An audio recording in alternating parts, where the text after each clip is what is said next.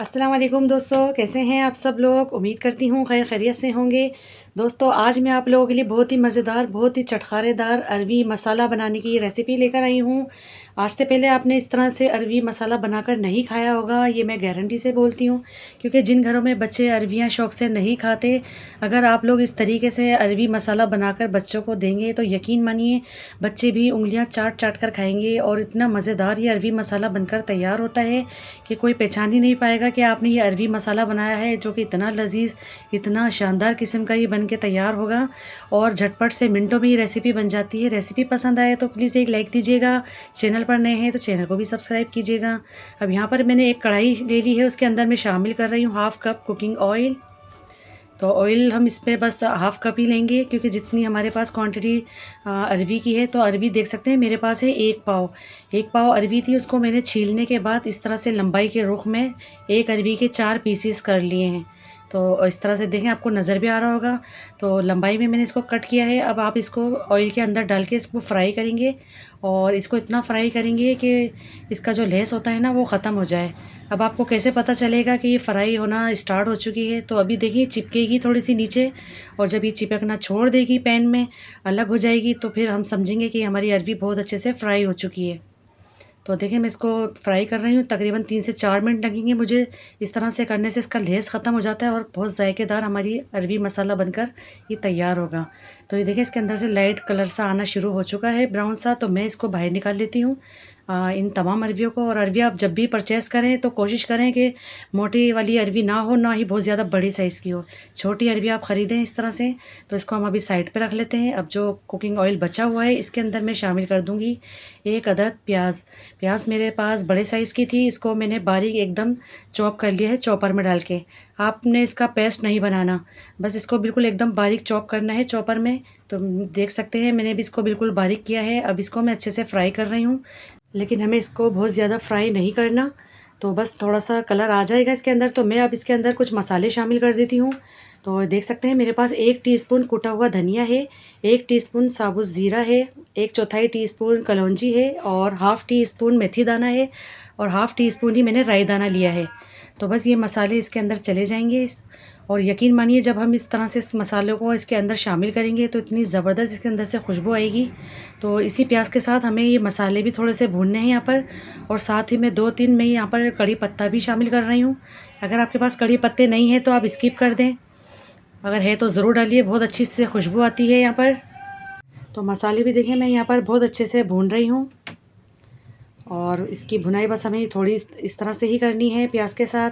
तो अब इस पे मैं शामिल कर देती हूँ कुछ मसाले भी, और भी यहाँ पर 1 टीस्पून शामिल कर रही हूँ मैं लाल मिर्च का पाउडर, 1/4 टीस्पून हल्दी पाउडर, और नमक शामिल करूँगी मैं टेस्ट के अकॉर्डिंग। कम या ज़्यादा आप लोग कर सकते हैं। तो बस ये मसाले इसमें चले गए हैं, और इसकी भी हम अच्छे से यहाँ पर भुनाई कर लेंगे, ताकि मसालों का जितना भी कच्चापन है वो सब ख़त्म हो जाए। अब इसके अंदर मैं थोड़ा सा पानी शामिल करूँगी, ताकि मसाले हमारे जले ना, और इसके हम यहाँ पर बहुत अच्छे से भुनाई करेंगे। तो देखें अभी से ही कितना ज़बरदस्त सा इसका मसाला बनता जा रहा है। यहाँ पर बहुत अच्छे से यहाँ पर मैंने इसकी भुनाई कर दी है। अब यहाँ पर शामिल कर दूँगी मैं टमाटर। 2 मीडियम साइज़ के मेरे पास टमाटर थे, छोटे साइज़ के, उसको मैंने बिल्कुल बारीक चॉपर में चॉप कर लिया है, ताकि हमारी कुकिंग आसान हो जाए। तो प्याज को, टमाटर को मैंने दोनों चीज़ों को चॉपर में चॉपराइज़ किया है। तो टमाटर डाल के भी हम यहाँ पर बहुत अच्छे से भुनाई करेंगे। और यहाँ पर तकरीबन 1 कप के थोड़ा आधा कप के करीब मैं यहाँ पानी शामिल कर रही हूँ, ताकि हमारा मसाला अच्छे से यहाँ पर पक जाए। और इसकी भुनाई बहुत अच्छे से हमें यहाँ पर करनी है। अच्छा, यहाँ पर मैं शामिल करना भूल गई थी अदरक लहसुन का पेस्ट, वरना मसालों के साथ ही मुझे डालना था, लेकिन कोई बात नहीं, अभी हम मसाला भून रहे हैं तो उसके साथ ही इसको भी कुक कर लेंगे अच्छे से हम। तो जब आप मसाला शामिल कर देते हैं तो उसके साथ ही आप अदरक लहसुन का पेस्ट भी शामिल कर दीजिएगा 1 टीस्पून। और देखें कितना अच्छा सा इसका मसाला बनता जा रहा है, इतना कलरफुल और बहुत ही यमी सा। आप ऐसे ही इसको रोटी से ही खा लें, बड़ा मज़ेदार ये मसाला तैयार हुआ है। तो देखें मसाला जब अच्छे से भुन गया है, ऑयल सरफेस पर आ गया है, तो मैंने यहाँ पर अरवियाँ शामिल कर दी है जो मैंने तल कर रखी हुई थी। तो सारी अरवियाँ मैंने इस पर शामिल कर दी। अब मैं इसको पहले अच्छे से मिला लेती हूँ। इसको अच्छे से हम मिक्स करेंगे यहाँ पर। अच्छा, अरवी हमारी कुक नहीं है, क्योंकि 70% हमने इसको पकाया है, अभी ये कच्ची है थोड़ी। तो हम यहाँ पर थोड़ा सा पानी शामिल करेंगे और इसको पकने के लिए रख देंगे। तो यहाँ पर मैं थोड़ा सा इसको पकाऊंगी और इसको कवर करूँगी। और कवर करने के बाद तकरीबन 10 मिनट के बाद फिर मैं इसको चेक करूँगी। तो चलिए देख लेते हैं इसको। 10 मिनट हो गए हैं इसको अरवियों को हमारे कुक होते हुए, और माशाल्लाह बहुत अच्छे से कुक हो भी चुकी हैं। तो देख सकते हैं इसको माशाल्लाह कितना ज़बरदस्त इसका कलर भी आ रहा है और इसका कितना ज़बरदस्त मसाला बना है। तो देखें आराम से हमारी अरवी टूट रही है, और इसको मैं आपको चेक कर कर भी दिखाऊंगी ताकि आपके माइंड में कोई सवाल ना रहे कि अरवी हमारी कितनी अच्छी से देखें गल चुकी है। ये मैं आपको काट के दिखाती हूँ, ये देखें कितनी ज़बरदस्त हमारी अरवी गल चुकी है। अब यहाँ पर हम फ्लेम को थोड़ा हाई कर देंगे और इसकी बहुत अच्छे से यहाँ पर हम भुनाई करेंगे। इसको जैसे जैसे इसको भूनते जाएंगे तो इसका ऑयल सेपरेट हो जाएगा। लास्ट में 2 हरी मिर्चें मैंने बारीक कट करके शामिल कर दिया है यहाँ पर, और जितना भी यहाँ पर मुझे पानी नज़र आ रहा है इसको मैं ड्राई करूँगी।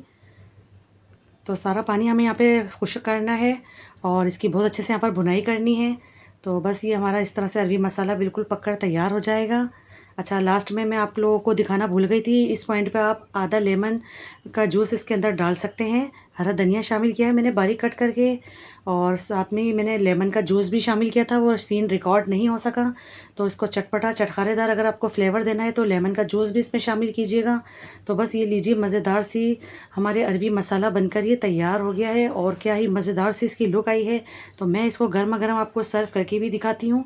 ये देखिए माशाल्लाह अल्हम्दुलिल्लाह इतना यमी लग रहा है, दिखने से ही दिल चाह रहा है, दिल ललचा रहा है इसको खाने का। आप इसको गर्मा गर्म चपातियों के साथ खाएं या पराठों के साथ खाएं, बहुत ही मज़ेदार सा ही लगता है अरवी मसाला। आपके घर में अगर बच्चे अरवी शौक से नहीं खाते तो इस तरह से बनाकर आप ज़रूर खिलाएं उनको। बच्चे भी आपसे हर हफ्ते इस रेसिपी की फरमाइश करके आपसे बनवाएंगे। और दिखने से ही देखिए कितनी ज़बरदस्त हमारी सब्ज़ी लग रही है, क्योंकि जब सब्ज़ी दिखने में अच्छी लगती है तो खाने में भी अच्छी लगती है। तो यकीनन आप लोगों को मेरी ये रेसिपी आज की ज़रूर पसंद आई होगी। रेसिपी अच्छी लगी है तो प्लीज़ लाइक कर दीजिए, शेयर कर दीजिए, सब्सक्राइब कर दीजिए। दुआ में याद रखिए। मिलती हूँ एक और नेक्स्ट रेसिपी के साथ। अल्लाह हाफिज़।